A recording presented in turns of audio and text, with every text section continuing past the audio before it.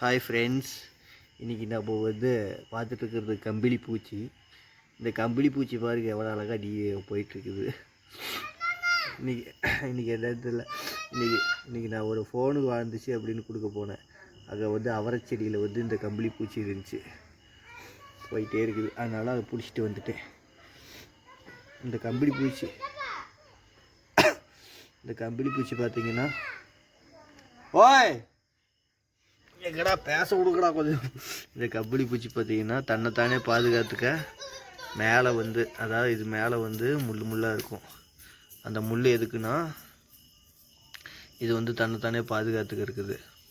அதாவது வந்து மற்ற விலங்கு மாதிரி கொம்போ இல்லை விஷமோ அப்படியெல்லாம் இல்லை. இதுக்கு வந்து அந்த முள் தான் வந்து பாதுகாப்பு. அதாவது முனங்கு மேலே பட்டுச்சுன்னா பிச்சுக்கும். அது மிச்சம் இது பார்க்க அருவருப்பாக இருக்குல்ல. அதனால வந்து இதை யாரும் தொட மாட்டாங்க, டிஸ்டர்ப் பண்ண மாட்டாங்க. யார் பண்ணுவா? நீ தான் பண்ணுவேன். ஆமாம். அப்புறமேட்டு இது வந்து யாரும் டிஸ்டர்ப் பண்ண மாட்டாங்க. அது பாட்டுக்கு அது வேலையை பார்த்துட்ருக்கோம். இதோட வேலை என்ன? இலையை திங்கிறது, அப்புறம் வளர்றது, அப்புறம் தனத்தானே கூடு கட்டி அதுக்கப்புறம் வாழ்கிறது. இதுதான் வந்து இந்த கம்பளி பூச்சியோட லைஃபு. எவ்வளோ அழகாக போயிட்டுருக்கு பாருங்க.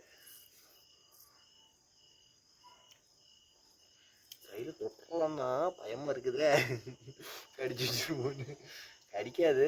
பட் மேலே முனங்க போட்டுச்சுன்னா தடுப்பாயிரும். அதுக்கப்புறம் தேங்காய் வைத்தீங்கன்னா.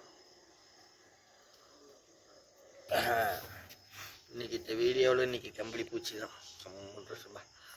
கம்பளி பூச்சி தான் சரியாண்ணா. கம்பளி பூச்சி கூட நம்ம என்ன பேசுறது, ஒன்றுத்தையும் பேச முடியாது. அது பாட்டுக்கு போயிட்டு இருக்குது. ஓய் என்னது? இப்படி பார்த்தீங்கன்னா நம்ம அற்றை நண்பர் வந்திருக்கா பார்த்துருவோம். இது பாருங்க, இது அதே மாதிரி ஒரு அழகான உயிரினம் தான். அது பாட்டுக்கு அது வேலையை பார்த்து போயிட்டு இருக்கோம். சத்தம் போடாத. அது பாட்டுக்கு அதோட வேலையை பார்த்து போயிட்டு இருக்கோம். இதோட பாதுகாப்பு என்னன்னா, இதை நம்ம இப்படி தொட்டோம்னா சுருண்டுக்கும். ஆமாம், இது தொட்டோம்னா சுருண்டுக்கும். இது வந்து என்னன்னா, இதுக்கு வந்து பாதுகாப்பு. இது அதே மாதிரி தோற்றத்தை வச்சு தான். இதுவும் அதே மாதிரி தோற்றத்தை வச்சு தான். கொஞ்சம் அருவருப்பாக இருக்கிறதுனால இது யாரையும் சீண்ட மாட்டாங்க. பட் இது எதுவுமே பண்ணாது. அது பாட்டுக்கு அதோட வேலையை பார்த்து போயிட்டே இருக்கும். இந்த அட்டைப்பூச்சி அதாவது வந்து எந்த அச்சுறுத்தலும் இல்லை அப்படின்னா தன்னோட இயல்பு நிலைக்கு வந்து அது பாட்டுக்கு அதோட இயல்பு நிலைக்கு போயிட்டே இருக்கும். எனக்கு என்ன டவுட்னா, நம்ம எப்படி அட்டைப்பூச்சியை பார்த்து அருவருப்பாக நினைக்கிறோமோ, அந்த மாதிரி அட்டைப்பூச்சி நம்மளை பார்த்து அருவருப்பாக நினைச்சாலும் நினைக்கும். இங்கே பாரு, 2 கால் 2 கை வச்சுட்டு கொடூரமாக இருக்கிறான் அப்படின்னு. யாருக்கு தெரியும்? அதோட மைண்ட் செட் அப்படி கூட இருக்கலாம். இங்கே கம்பளி பூச்சி,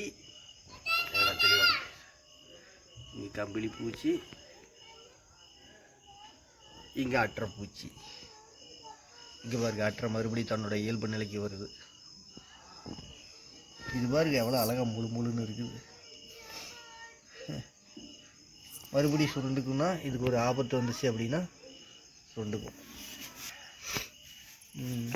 சரி, அந்த கம்பளி பூச்சியை நம்ம எடுத்துக்கொண்டு போய் வேறு இடத்துல விட்டுடலாம். இங்கே இது இருந்துச்சுன்னா யாராச்சும் மேலே பட்டுச்சுன்னா அது ரொம்ப வினயமாகி போயிடும். அப்புறம் பலி ரப்பு மேலே வந்துடும். வாங்க.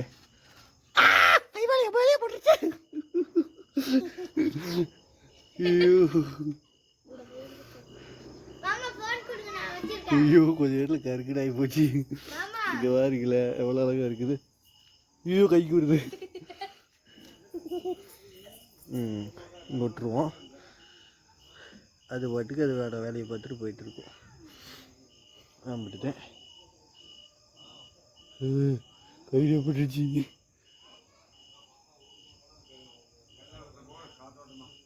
கம்மத்தை பயப்பட்டு. இங்கே பாருங்க ஃப்ரெண்ட்ஸ், எவ்வளோ அழகாக ஊர்ந்து போயிட்டுருக்குது. அவ்வளோதான்.